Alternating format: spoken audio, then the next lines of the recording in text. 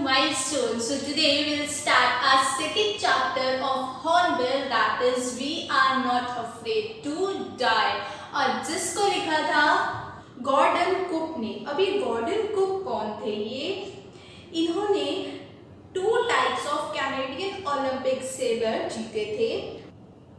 और हमारे second author थे Alan East and he admitted to the role of solicitors in 2003 and has gained extensive experience as litigator. So ये थे हमारे दोनों authors. तो अब ये जो हमारे चैप्टर का नाम है We Are Not Afraid to Die, what does it mean? It basically means कि हम मरने से डरते नहीं हैं।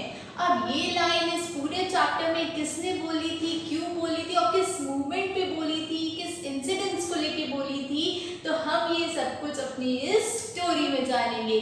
सो let's start with our chapter.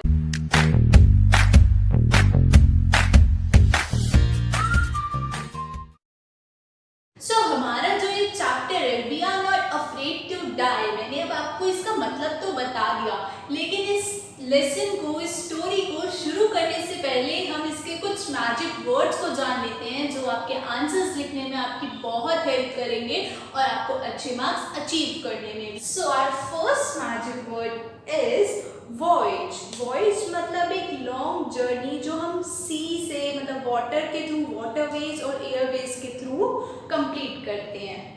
Our next word is honing. Honing means improving. Seafaring, जो जर्नी हमारी सी के द्वारा, सी के थ्रू ट्रैवल की हो, travelling by sea, that is seafaring. Mast, mast होता है जो शिप का सबसे ऊपर का पार्ट होता है, स्ट्रक्चर होता है, tall upright structure of ship. Atrocious, atrocious मतलब बैड। डॉन मतलब sunrise. Stern, stern means back part of ship. Don, don मतलब पहनना। ऑयल स्किन्स, ऑयल स्किन्स होता है मतलब एक हेवी कॉटन का क्लोथ जिसको वाटर प्रूफ किया जाता है, और वो कैसे किया जाता है? ऑयल लगा के किया जाता है। Frightful, frightful means shocking. Torrent, torrent means a fast moving stream of water. Bash, bash मतलब किसी जगह पे फंस जाना बहुत ही बुरे तरीके से, स्ट्रक हार्ड। सो हमारा ये चैप्टर शुरू होता है जुलाई 1976 से, और उसमें हमें ये क्या बताते हैं कि ये जो ऑथर थे ये अपनी फैमिली के साथ कहाँ पे जा रहे थे? सी वर्ल्ड ट्रेवल पे जा रहे थे, और ये इनकी एक हॉबी कह लो या इनका एक एम कह लो, एक मोटिव कह लो अपनी लाइफ का था कि मुझे अपनी फैमिली के साथ अपना वर्ल्ड टूर करना है। किसके थ्रू? वॉयज मतलब हमारी शिप के थ्रू, वाटरवेज के थ्रू। तो ये अपनी वाइफ मेरी को लेके, अपना जो इनकी एक डॉटर थी 7 इयर्स की सुजानी, और एक इनका सन था 6 इयर्स का जॉनथन, और ये खुद 37 इयर्स के, ये 4 पीपल कहाँ पे जा रहे थे? अपने वाटरवेज के ट्रिप पे जा रहे थे, वर्ल्ड टूर पे जा रहे थे। और जो इनका ये जो वर्ल्ड टूर था वो कहाँ से शुरू हुआ था? वो इंग्लैंड प्लायमाउथ से शुरू हुआ था।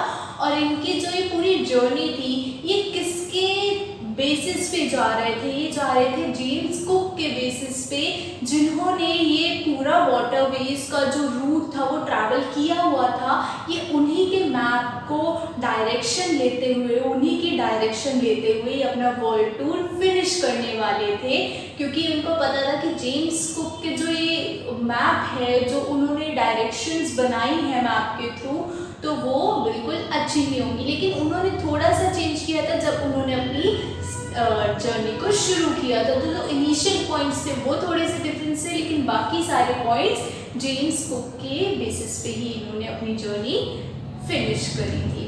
पर इनकी जो जर्नी थी, इनकी जर्नी के दौरान इन्होंने क्या क्या मुश्किलों का सामना किया, कैसे सब कुछ टैकल किया, किस किस ने इनकी हेल्प करी, इनके डॉटर ने, सन ने, और इन्होंने 2 क्रू मेंबर्स को भी हायर किया था लेकिन वो हायर किया था इंडियन ओशन से थोड़ा सा पहले, क्योंकि इंडियन ओशन हमारे सारे ओशंस का सबसे रफेस्ट सी है, राइट। तो उस ओशन से थोड़ा सा पहले केप टाउन के पास इन्होंने 2 क्रू मेंबर्स को भी हायर किया था।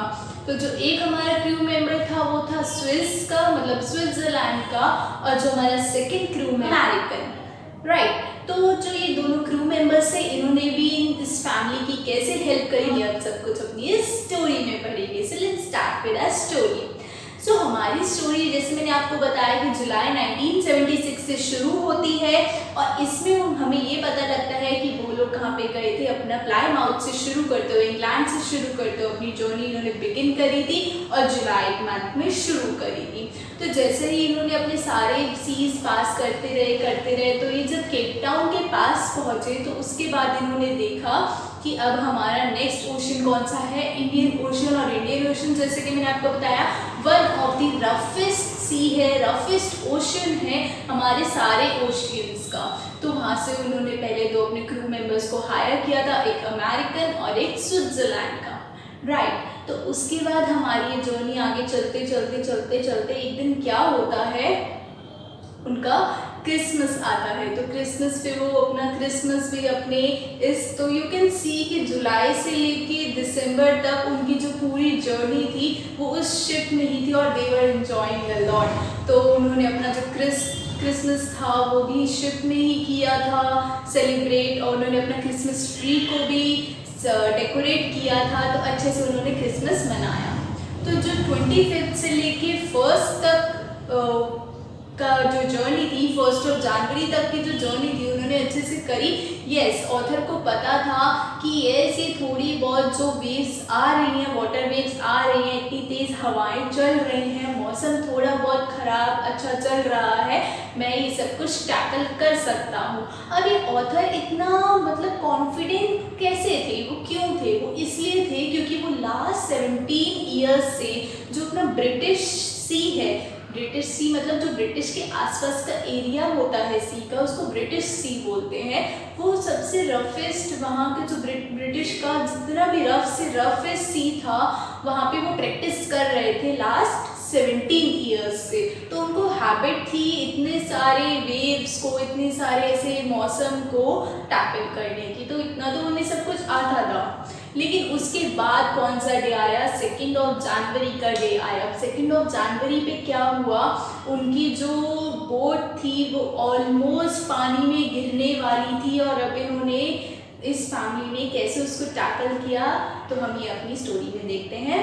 तो उन्होंने क्या किया, एक इतनी ज़ोर से एक वेव आई थी उनकी शिप के पीछे आई थी, और जब वो शिप के पीछे एक वेव आई थी तो उन्होंने ये देखा था कि यस ये तो एक क्लाउड आ रहा है, और ऑथर को क्या हुआ था, मिस्टेक हुआ था कि yes this is a cloud. अब ये क्या है, बहुत हमारा जो माहौल है इतने टाइम से, जो हमारा 1 हफ्ते से जो मौसम है बहुत ख़राब चल रहा है, अब क्या हुआ है, एक शांति का माहौल आया है। अब कहते हैं ना कि शोर मचने से पहले थोड़ा सा साइलेंस ज़रूर होता है, तो ये वही साइलेंस था कि बहुत बड़ा डिज़ास्टर आने वाला है। और इस डिज़ास्टर से पहले ऑथर को इंडिकेशन मिल गया था, किससे इंडिकेशन मिला था, उस साइलेंस से इंडिकेशन मिला था कि विंड रुक गई थी, वेव्स रुक गई थी, सब कुछ एकदम से स्टॉप हो गया था थोड़ी देर के लिए। तो ऑथर को तभी लग गया था कि यस कुछ ना कुछ डिज़ास्टर, कुछ ना कुछ मिसहैपनिंग होने वाली है। तो ये मिसहैपनिंग कब हुई, 2 जनवरी को 6 o'clock इवनिंग में उन्हें आइडिया हो गया था कि यस अब कुछ ना कुछ होने वाला है। तो उन्होंने क्या किया, अपनी लाइफ जैकेट्स पहन ली, अपने आप को सेव करने के लिए उन्होंने जो सेफ्टी मेजर्स लेने थे लिए। उन्होंने एक रोप को, जो मैंने आपको जैसे बताया कि शिप के लास्ट पार्ट से नीचे थ्रो किया सी बेड पे, ताकि उनकी जो शिप की स्पीड है वो स्लो हो जाए। तो उन्होंने वो सारे मेजर्स लिए कि जिससे वो अपने आप को सेव कर पाएँ, अपनी सेफ्टी का ध्यान रख पाएँ। लेकिन एकदम से क्या होता है, जैसे ही ऑथर पीछे टर्न करके ऊपर की तरफ देखते हैं तो उन्हें क्या दिखता है, एक क्लाउड दिखता है। लेकिन थोड़े ही देर बाद उन्हें क्या दिखता है, नहीं ये क्लाउड नहीं है, ये तो क्या है, मतलब कुछ मूवमेंट्स का ही फर्क होता है और वो एक बहुत बड़ी क्या होती है, वेव होती है। नाउ यू कैन इमेजिन कि एक क्लाउड और एक वेव में कितना फर्क है, और अगर ऑथर उस वेव को क्लाउड का नाम दे रहे हैं तो यू कैन इमेजिन कि वो वेव कितनी डेंजरस होगी, कि वो कितना हार्म पहुंचा सकती है, और वो कितनी हाइट होगी उसकी, कितनी वो बड़ी होगी, कितनी ऊपर तक होगी। तो ऑथर ने हमें बताया है जो शिप का मास्ट होता है, मास्ट इज कि जो टॉप मोस्ट स्ट्रक्चर होता है शिप का, उसको मास्ट बोलते हैं, उससे भी ऊपर तक वो वेव आई, और वो वेव जैसे ही उनके शिप के अंदर गई, उनके शिप में पूरा पानी भर गया। जो ऑथर है उनका जो हेड है वो व्हील में जाके एकदम से टैप हुआ, और वो रोल होके उन्होंने अपने आप को किससे कंपेयर किया है, उन्होंने अपने आप को एक रैग डॉल से कंपेयर किया है। रैग डॉल से क्यों कंपेयर किया है, क्योंकि जो वाटर वेव थी, जो शिप थी, वो इतनी ज़्यादा हिलने लग गई थी कि वो इधर से उधर पूरी शिप में रोल हो रहे थे, कभी इधर कभी उधर। तो उन्होंने अपने आप को एक रैग डॉल से कंपेयर किया है कि मैं एक रैग डॉल बन गया था, मेरे को शिप जो वाटर था उसमें ऑलमोस्ट डूब चुका था। यू कैन इमेजिन कि कितना उसमें वाटर भर गया होगा, कितना पानी भर गया होगा कि वो ऑथर उसमें डूब गए और वो बेहोश हो गए। जब उन्हें थोड़ी देर बाद होश आया तो उनकी वाइफ उनकी पूछने आई कि आर यू ओके और नॉट, कि वाटर अब शिप के अंदर आ रहा है। तो उन्हें जगाया, उन्हें होश आया, वो नॉर्मल हुए। फिर उन्होंने अपनी वाइफ को बोला कि you handle the wheel, I go and manage all the other task. तो वो गए अपनी वाइफ को व्हील के पास छोड़ के। जो दो क्रू मेंबर्स थे वो भी अपना 100% दे रहे थे, किसमें, जो पानी भर गया था मोटा पंप के थ्रू उसको बाहर निकालने में। अब उनकी शिप की हालत क्या हो गई थी, उनकी शिप की हालत इतनी बेकार हो गई थी कि जो भी उनके खाने का सामान था, पहनने का सामान था, जो भी उसमें जितना भी उनका एसेट्स थी, जितना भी सामान था उनका, वो सब कुछ पानी में इधर से उधर वेव कर रहा था, हिल रहा था, तैर रहा था। और वो अब क्या गए, वो जैसे तैसे करते करते, क्रॉल करते करते अपने बच्चों के रूम तक पहुँचे। उन्होंने अपने बच्चों से पूछा कि आर यू ओके और नॉट। तो उनकी बेटी ने, उनकी डॉटर ने, सुजानी ने उन्हें बताया कि यस, मेरे को एक बम्प हो गया है, मेरे यहाँ पे चोट लग गई है। तो उन्होंने उस पर ज़्यादा ध्यान ना देते हुए कि मुझे अभी इस मूवमेंट पे उस चीज़ से ज़्यादा इम्पोर्टेंट है मेरे बच्चों की और मेरी फैमिली की जान बचाना, तो मैं इस चीज़ को फिर भी बाद में टैकल कर सकता हूँ। लेकिन जो पानी भर रहा है शिप में, हमारी जो शिप ऑलमोस्ट खड़ी हो गई है, मुझे उसको वापस सी लेवल तक लाने में, उसको नॉर्मल लेवल पे लाने में मुझे मेरा मेजर टास्क अभी वो है। तो मैं उस पर अभी ध्यान ना देते हुए, बच्चों पे ध्यान ना देते हुए मैं अभी उस पर जाऊँ। तो उनको जो भी हाथ लगा, स्क्रू ड्राइवर, हैमर, जो भी उन्हें समझ आया उन्होंने वो सब कुछ लिया। फिर वो जो इतना बड़ा होल सा हो गया था शिप में, वो उसको एक कैनवस क्लॉथ क्या होता है कि जिसपे हम पेंटिंग करते हैं, वो एक मोटा सा कपड़ा होता है जिसमें पानी इधर से उधर नहीं जा सकता, तो वो उसको वहाँ पे अटैच कर देते हैं, जिससे थोड़ा बहुत पानी अंदर आना रुक जाता है। तो एक और एकदम से क्या होता है, बहुत बड़ी वेव आती है, लेकिन वो वेव उनके लिए लकी होती है। अब वो सेकेंड वेव उनके लिए लकी की होती है। This question might come in your exam की सेकेंड वेव लकी क्यों होती है उनके लिए। वो सेकेंड वेव इसलिए लकी होती है कि फर्स्ट वेव से जैसे उनकी शिप वो प्रॉपर स्टैंड हो गई थी, अब वो सेकेंड वेव से वो प्रॉपर हॉरिजॉन्टल पोजीशन में आ गई थी। जब वो जो फर्स्ट वेव आई थी उससे तो उनकी शिप वर्टिकल पोजीशन में से स्टैंड हो गई थी, लेकिन जो उनकी सेकेंड वेव आई थी वो उससे नॉर्मल हॉरिजॉन्टल पोजीशन में उनकी शिप हो गई थी। तो they are lucky with the second wave कि अब वो ठीक है, वो थोड़े पहले से बेटर है।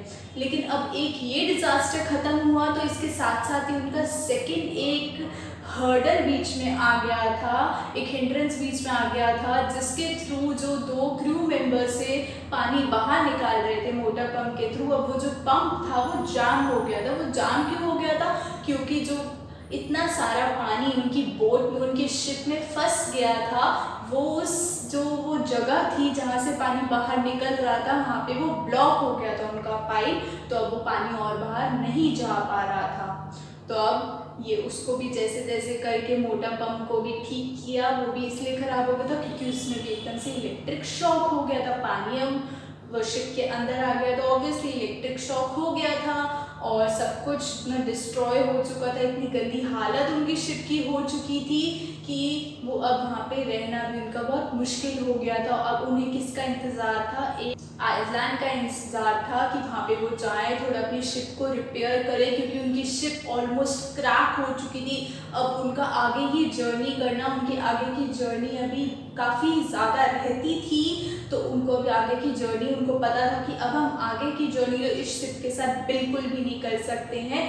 अभी तो हम बच गए हैं लेकिन हम आगे अब नहीं बचेंगे। तो ऑलमोस्ट जो 2 जनवरी के बाद जो डेज थे वो भी लगातार वैसे ही चल रहे थे, इतनी हाई वेव्स आ रही थी और इतना ज़्यादा मौसम ख़राब होता जा रहा था, विंड और तेज़ होती जा रही थी। विंड भी ऐसे स्क्रीम कर रही थी, चिल्ला रही थी कि मतलब उन्हें डर लग जाएगा, और वो इतना डर रहे थे। और जो वो छोटे बच्चे थे वो फिर आए अपने पेरेंट्स के पास, तो उनके बच्चों ने, जॉनथन जो मेन था उनका सन, उन्होंने पूछा कि father are we all going to die? तो उन्होंने बोला no son, we will not die, I try my best to save us all. मैं सबको बचाने की पूरी कोशिश कर रहा हूँ और मैं अपना 100% दूंगा। तो उसके सन ने और आंसर किया कि I am not afraid to die if we are all together. मैं मरने से डरता नहीं हूँ कि हम सब साथ हैं, मैं तो बस आपसे पूछ रहा था। Yes I know you are are real hero, आप हमें मरने नहीं दोगे, आप अपना 100% दोगे, you are the best daddy. वैसे करके अपने फादर को इमोशनली मोटिवेट कर रहे थे, हेल्प कर रहे थे, स्टैंड थे उनके साथ इतनी प्रॉब्लम में भी। वो 2 छोटे बच्चे 6 और 7 इयर्स के अपने फादर के साथ, मदर के साथ खड़े थे। तो अब क्या था कि आगे की जो वेव्स आ रही थी, तो 4 जनवरी को आफ्टर 2 डेज आफ्टर 2 जनवरी, अब उन्होंने 4 जनवरी को कुछ बिस्किट और कुकीज़ खाए। यू कैन इमेजिन कि 2 दिन के बाद उन्होंने कुछ खाया, उनकी शिप में उन्हें कुछ मिला और वो भी सिर्फ कुकीज़ और बिस्किट से मिले, जिससे वो अपना थोड़ा बहुत पेट भर पाए। अब उन्हें था कि जो हमारा आगे का एक आइसलैंड है वो कहाँ पे होगा। वो उन्होंने अपनी वाइफ को डायरेक्शन दी कि turn your ship at 180 degree, क्योंकि जो शिप चलाते हैं उनको अपनी डिग्री और एंगल के हिसाब से ही चलना पड़ता है कि हम अब इतने डिग्री पे टर्न लेंगे तो हम यहाँ पे आ जाएंगे। तो जो उनका एस्टिमेट था, उनका एस्टिमेट ये था कि हम अभी थोड़ी देर तक, कुछ आज तक, इवनिंग के 6 o'clock तक वहाँ पे पहुँच जाएंगे। तो जैसे ही उनकी वो वहाँ पे सो गए थे, थोड़ा सा नैप ले लिया था, तो उसके बाद जब वो उठते हैं तो वो देखते हैं कि यस अभी तो हम यहाँ पे नहीं पहुँचे हैं। तो उसके बाद क्या होता है, जो ऑथर है उनके दोनों बच्चे आते हैं उनके पास और उनको दोनों बच्चे हग करते हैं, पूछ के कि कैन बी हग यू? तो कहते हैं यस श्योर। तो वो दोनों बच्चे उनको हग करते हैं, गले लगाते हैं और बोलते हैं कि daddy you are the best daddy and you are our real hero. तो फादर कहते हैं कि नहीं, मैं आज तुम्हारा रियल हीरो नहीं हूँ, मैं बेस्ट फादर नहीं हूँ। वो कहते हैं नहीं, आप बेस्ट हो। सी आप देखो वहाँ पे आइसलैंड आ गया है, हम पहुँच चुके हैं एक कॉर्नर पे, एक एज पे हम पहुँच चुके हैं। तो they all were very happy, वो उसको देख के बहुत खुश होते हैं कि यस फाइनली अब हम कहाँ पे पहुँच चुके हैं, हम एक कॉर्नर पे पहुँच चुके हैं जहाँ पे जाके हम अपनी शिप को रिपेयर कर सकते हैं, ठीक कर सकते हैं, रेस्ट कर सकते हैं और जिसके बाद हम अपनी आगे की जो जर्नी है उसको कंटिन्यू कर सकते हैं। राइट, so, इसी के साथ हमारी ये स्टोरी यहाँ पे फिनिश होती है। I come with my next video very soon. Till then subscribe my channel, like and share my video. Thank you all.